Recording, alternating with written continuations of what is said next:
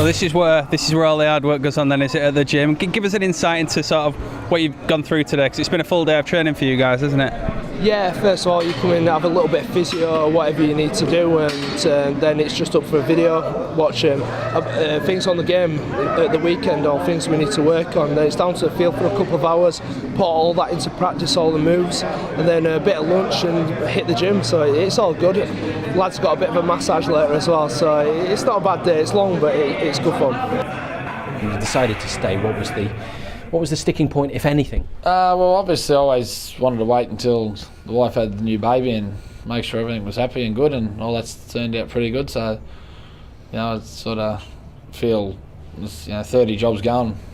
There's 14 here and 16 in Australia, and if you've got a club that wants you, and especially a club that's doing reasonably well, you can feel very privileged. So, it seemed to be the best thing for me from a coaching point of view, and I think the club's reasonably happy. I think the players are happy, and the family's really happy, so all things sort of made a pretty easy decision in the end. You've got to want it as well, though, because you can't be half-hearted about being a Super League coach. No, I like coaching, yeah. So as I said, there's 30 jobs going, and in my case, I certainly didn't want to be coaching anyone else in England at this stage, because I'm sort of growing quite close. Obviously, a lot of the players have been together now for 3 years, and a lot of the younger kids that have come through are all improving. So for me, that narrows the jobs down, doesn't it, straight away. So, I'm happy here, and as I said, everyone's happy here, and I just like coaching. So if they're happy with me coaching here, and the wife and kids are happy, so as I said, it makes it pretty easy in the end. You're playing it down, but you must be very proud of what you've achieved over the 3 years or so that you've been here. Oh, look, as a club, we've definitely improved a lot. There's no doubt about that, and there's obviously some other steps that we need to get to. We've played in a lot of finals footy in the past few years, and now we've got to obviously do well enough to put ourselves in those situations again, and then improve when we get there. That's obviously the next step for us. But I think as a whole, the club's definitely progressing, and sometimes coaches get too much credit, and sometimes they get too much blame too. And maybe I think the players probably deserve a fair bit of credit now, because a lot of the guys have put a lot of hard work in, and a lot of the backroom staff. As Paul Anderson, he's ready to coach his own Super League team now. So I've got a lot of great help there, and Jamal Lessie's helping now, doing a bit of coaching because he's still not fit. He's getting a bit old now, Gemma. So he's come on and he's helped, and rehab staff and doctors and all those people all play a really, really big part. I've had 2 good strength conditioners at separate times, so many people play a part. But at the end of the day, there's a group of blokes that go on the field that actually deserve most of the credit. And we're very fortunate to have some players who have been very receptive to what we've wanted to do, and they've worked hard off the field, and more often than not they've carried that onto the field, and we're lucky to have that bunch of players. That's what Brownie's got. He's got an hard-working group, and I think that's why we're going in the right direction. Everybody's singing off the same hymn sheet and doing what we need to do. And do you think I've probably asked you this a couple of times this season, but do you seriously think Huddersfield can win some silver at the end of the season?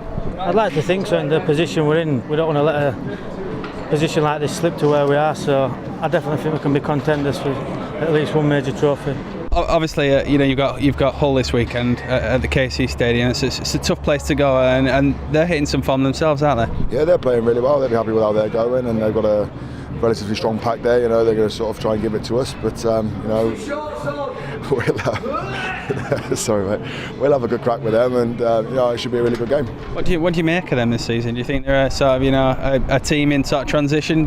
Brought quite a few youngsters through into the first team, haven't they? Yeah, like everyone, they're sort of using the whole squad, and it's good for the squad like us. We've used pretty much everyone in our squad at some point throughout this year. It's good for them, and it's injuries really has a big part to play on different things. If you lose a couple of your key players, it can really harm you on the weekend, and they've had that at the start of the year, but they seem to be coming pretty good now. Defence sorted out so quickly. He's been grabbed free. Yeah, it's a strange one with Hull, because they were pretty poor, to be honest, at the beginning of the season, and they struggled a little bit, but they found a bit of form themselves, especially getting Gleeson in as well. They found a little bit more consistency. They're doing some good stuff, getting some good wins on the belt, and we know it's going to be a tough game at the weekend. So going into this business end of the season, what, if anything, what would you say you guys have to work on or to tweak? I think just working hard for each other, that's all we need to do. Obviously, you've got to have your attack, it's got to be on fire, and your defence has got to be strong, and as long as you do those things but work hard for each other, I think that's the most important thing. Whenever he's had the ball, Earl Crabtree, they've run with purpose, they've run with desire, and that's what this team Huddersfield Giants are good at. They're running with purpose now with Gilmore. And here is Leroy Cudjoe. Lawrence goes back on the inside. Cudjoe down the middle. What a pass! Yeah, they've got a lot of really good players, and when it started the year, I think I spoke out in support of Rich Agay. You know, sometimes for whatever reason, there's always a couple of sides that have got very good players that don't start well. It's just the nature of our competition, and why some sides don't start well. There's obviously a lot of legitimate reasons sometimes too, through injuries and not having fields to train in the pre-season, and some sides are more disadvantaged than others. So, I knew if Hull stuck in there with the coach, the players were very supportive of them. They were all openly, publicly said that, and then if you look at their form in the past month, they've had a good win against a very good Warrington side. They probably had an unlucky draw against a very good St Helens side, and that just shows what sort of talent they got and what a good job Rich is doing. So, they're a side that, whether they were in form or were out of form, we know that they're a very good team, and just so happens that they're in a fair bit of form than when we played them early in the year. So we'll know we'll need to play well if we're going to get any points.